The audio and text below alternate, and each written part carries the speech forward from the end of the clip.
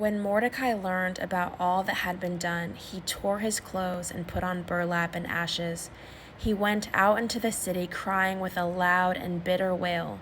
He went as far as the gate of the palace, for no one was allowed to enter the palace gate while wearing clothes of mourning. And as the news of the king's decree reached all the provinces, there was great mourning among the Jews. They fasted, wept, and wailed, and many people lay in burlap and ashes. When Queen Esther's maids and eunuchs came and told her about Mordecai, she was deeply distressed. She sent clothing to him to replace the burlap, but he refused it. Then Esther sent for Hathach, one of the king's eunuchs who had been appointed as her attendant.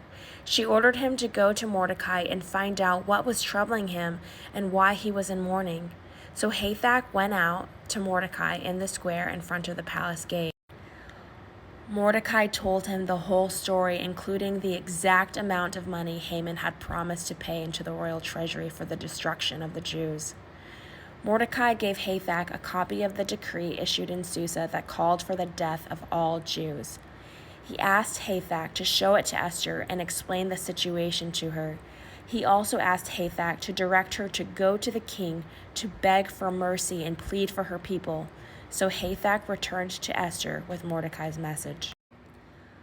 Then Esther told Hathach to go back and relay this message to Mordecai.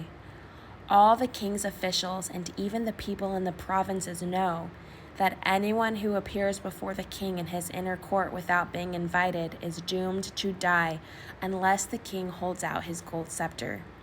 And the king has not called for me to come to him for 30 days. So Hathach gave Esther's message to Mordecai.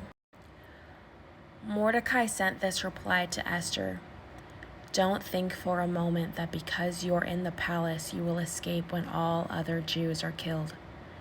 If you keep quiet at a time like this, deliverance and relief for the Jews will arise from some other place, but you and your relatives will die. Who knows if perhaps you are made queen for just such a time as this?" Then Esther sent this reply to Mordecai: "Go and gather together all the Jews of Susa and fast for me. Do not eat or drink for 3 days, night or day.